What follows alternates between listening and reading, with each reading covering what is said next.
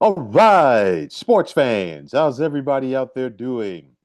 William Martin coming at you one more time here on YouTube with another edition of the 300 Pounds of Sports Knowledge Podcast. The New York Football Giants came into this offseason with just Tommy DeVito as the only quarterback on their roster. Now, DeVito's got some company, as this past Friday, the Giants and veteran quarterback Jameis Winston agreed on a 2-year deal for $8 million. Now, once upon a time, Winston was the first overall pick of the NFL draft by the Tampa Bay Buccaneers back in 2015, and of course, it never came together fully for Winston with the Bucs. In 5 years there, his record was 28-42 as a starting quarterback. We did see him be second in the Rookie of the Year voting in 2015. He made the Pro Bowl that year as well, but that was basically the highlight. The only other thing that Winston is really known for during his time as a starting quarterback for the Bucs was the fact that in 2019 he became the first quarterback in NFL history to throw at least 30 touchdowns and 30 interceptions in the same season. Now, since then, we've seen Winston bounce around the NFL. He spent a couple of years with the New Orleans Saints. Looked like he was going to be the heir apparent to Drew Brees there. That never came to fruition. And then last year, Winston signed with the Cleveland Browns.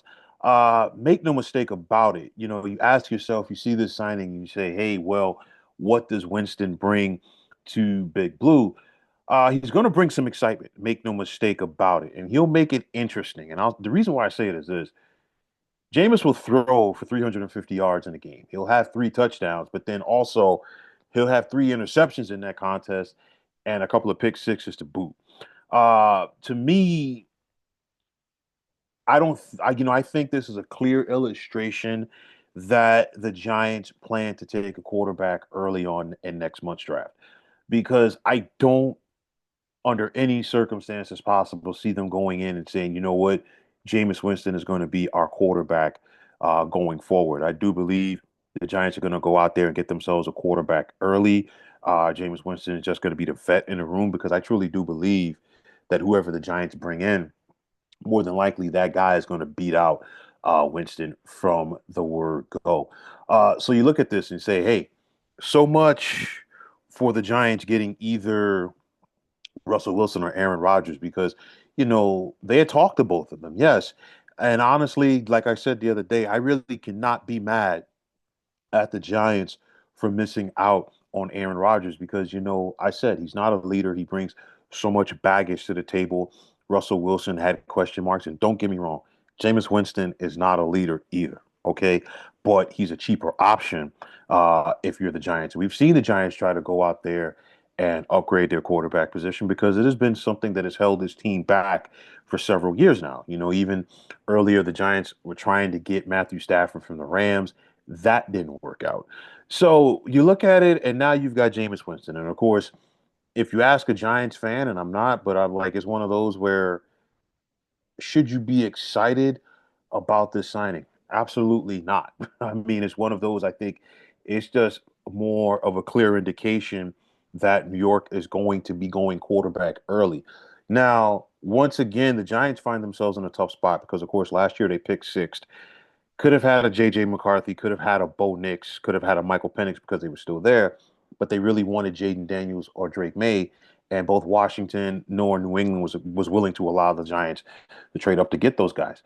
New York is at 3 right now for April's draft. You've got Tennessee there at number 1. You've got Cleveland at number 2, and nobody knows what those two teams are going to do. So, just for the sake of argument, if you're the Giants, and let's just say Tennessee takes Cam Ward, let's say Cleveland takes Shador Sanders, where does that leave the Giants? Would they trade down and maybe feel like they can get a Jackson Dart at some place between 10 or 15? Because you're not going to take him there. All right. 3 is definitely too high for him. But the Giants definitely have to get themselves a quarterback, and they've got to figure this out. Okay, whether they want to move up, stay at 3, or possibly move down. But nonetheless, the Giants have to find their franchise quarterback in this draft. It's one of those. I posed this question at the end of the season, and I will pose it again.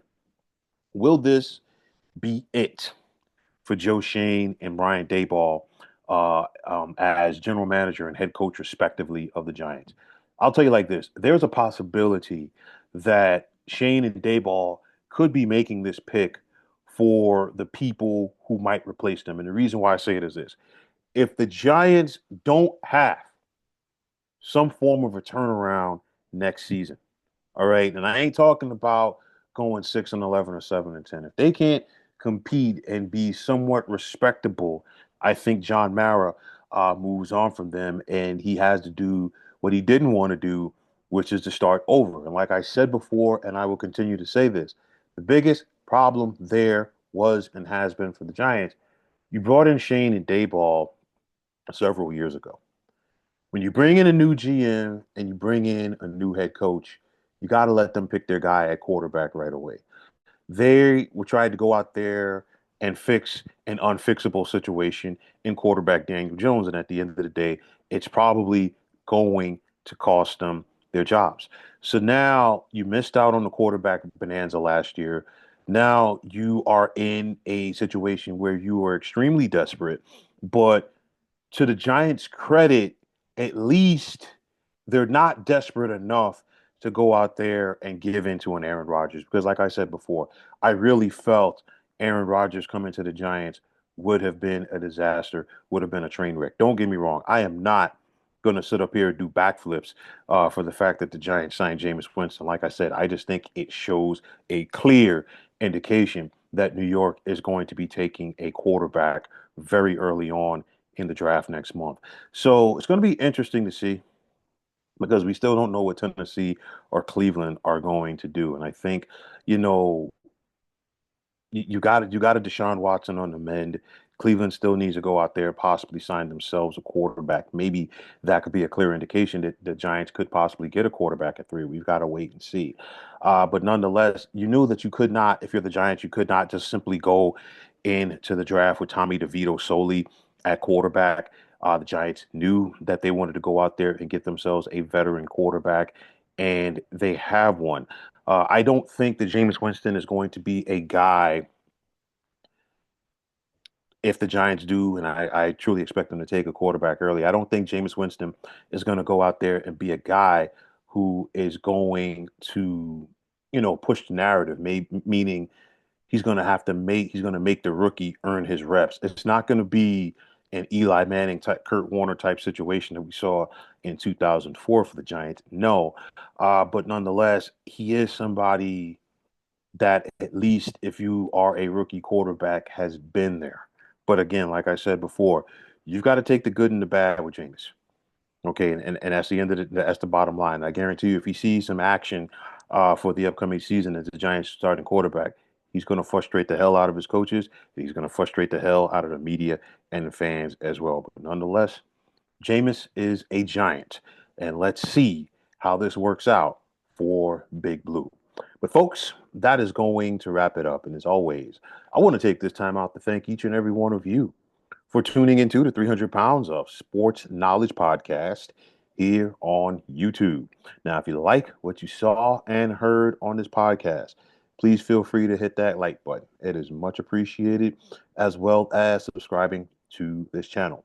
Also, if you're on the X, formerly known as Twitter, please feel free to follow me at 300 Pounds of Sports. And like I always say, if you follow me, it will be my pleasure to follow you right back.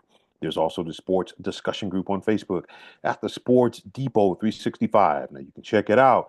Drop a line and be a part of one of the better sports debating sites going on social media. So once again, fine folks, my name is William Martin. I am signing off. And I'm saying take care and have yourselves a wonderful day.